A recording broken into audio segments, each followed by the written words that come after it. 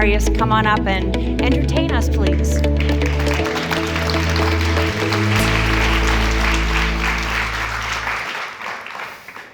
What if I told you that confetti is reshaping the stock market? Modern trading platforms are not simply neutral gateways to financial markets. They profit from your engagement, not your success, which gives them strong incentives to exploit your biases. Trading apps use technology and insights from investor psychology to gently nudge us towards trading more and taking more risks. And often, these nudges work.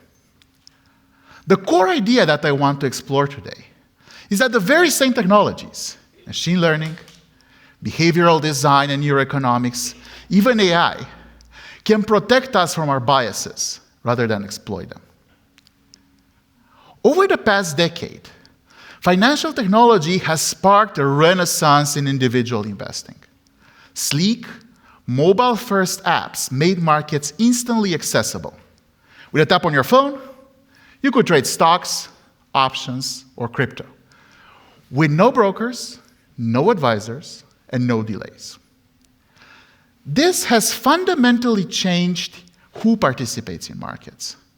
Today, individual investors account for 36% of trading activity, compared to less than 10% before the pandemic.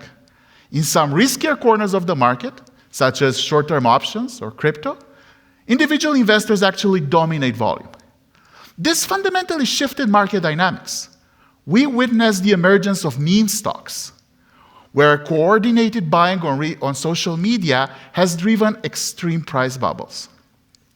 The poster child of this phenomenon is GameStop, whose price soared from $17 to nearly $500 in a matter of days, not due to fundamentals, but because of coordinated retail trading action. Many of you think of this as the democratization of finance, and in some sense, this is right. However, improved access does not necessarily mean that the platforms themselves are neutral. Many trading apps put their thumb on the scale and borrow design techniques from social media, frequent notifications, leaderboards, lotteries, and yes, indeed, confetti.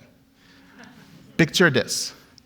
Upon a successful trade, your phone screen explodes with confetti to drill down the idea that trading is and should be fun. These features are not accidental. They amount to the gamification of finance, digital engagement techniques designed to keep you active, excited, and coming back for more. My own research shows that the social media aspects of finance are pushing users to trade more, take more risks, and exacerbate their behavioral biases. For example, investors tend to hold on to losing stocks for too long, hoping they'll break even, and sell winners too early, a bias known as the disposition effect. Other studies have shown that when people trade on their smartphones, they tend to take on more risk than they otherwise would on desktop computers. Even if no options are added or traded or taken away, the way choices are presented on trading apps changes what people do. In some very real sense, interface design has become a form of subtle financial advice. What's especially concerning is that the negative effects of gamification are strongest for young and inexperienced investors. That is, the very people who are most drawn to mobile trading. And for them, taking more risk almost never pays off. Research shows that the most active traders lose the most money. Now, regulators are increasingly aware of this. In 2021, the state of Massachusetts sued Robinhood for introducing gamified elements on their platform. They recently settled for $7.5 million in January of 2024. And it is not just retail investors who are vulnerable. Institutional traders also exhibit behavioral biases. More dramatically, when coordinated retail trading meets leveraged institutional positions, the results can be catastrophic.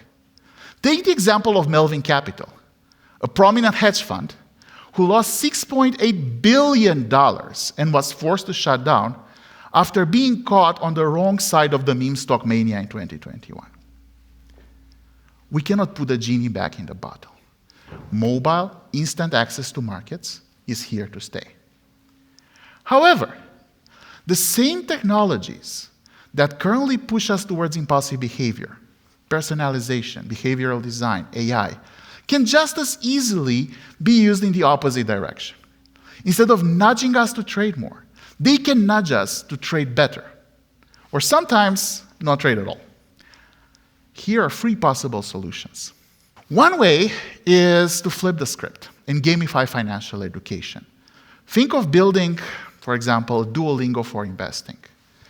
My research team and I are currently designing a large-scale experiment with a London-based app to deliver short, gamified financial lessons, just a few minutes at a time. These lessons are tied to current events: inflation, volatility, trends in stock prices. Users answer short questions, they receive immediate feedback, and they can earn small rewards based on their engagement. The question is not just whether people learn facts, but whether that knowledge sticks and translates to real outcomes. Do investors become less anxious? Do their choices become more consistent? Do their portfolios evolve in healthier ways over time? Another approach is to imagine an AI financial advisor that actually works on your behalf. Most robo-advisors rely on static surveys that capture who you think you are, not how you actually behave. Machine learning can help us take the next step by learning from our history, past trades, portfolio changes, and reaction to real market events. Over time, these algorithms start to learn patterns. Is this trade part of a healthy long-term strategy? Or is it a common behavioral mistake, like chasing trends or trading on noise? Instead of executing every tap instantly, an AI-powered interface could flag risky moments in real time, introduce a pause, explain what's happening in plain language, and suggest an alternative. Studies have shown that financial literacy interventions are most efficient when delivered just in time, at the moment of financial decisions. Yet a third option is to listen to our bodies. Wearables already track sleep, exercise, and stress. They tell us when we are exhausted or overstimulated. But what if your smartwatch or Oura Ring could tell you if you're too excited or stressed to make a trade? Physiological arousal is strongly linked to risk-taking, especially under high uncertainty. Applied to finance, wearables can help detect whenever you're simply not in the right headspace to make a high-stakes decision. At those moments, platforms could introduce friction, a pause, a reframing prompt, a cooling down period to allow for self-regulation. Importantly, none of these ideas are related to hype or to any specific AI platform. Rather, they are grounded in solid foundations: behavioral science, statistics, and the analysis of large-scale data. Even if today's buzz around AI fades away, the core insight remains. Financial decisions are human decisions, shaped by emotion, context, and bias. True democratization of markets doesn't simply mean improving access. It means using technology to help investors understand themselves better, trust themselves more, and build healthier, more resilient financial lives. I will leave you with 3 takeaways. First, not every platform is neutral. Many profit when you trade more, not when you perform better. And remember, individual investors account for 36% of trading activity. People on your teams may already be using gamified apps, and that can harm their long-term financial well-being. The first step is to be aware of this issue. Second, and on a brighter note, new technologies such as machine learning and AI can help us overcome these biases. And finally, for those of you in the room, the business leaders and CEOs, there is a massive opportunity ahead. The fintech space is ripe for disruption by products that genuinely serve the investor best interests. Those companies that master behavioral design for good, rather than to maximize engagement, stand to define the next generation of financial services. The goal is to build business models that are sustainable, defensible, and create lasting value. The tools are already here. The market is ready.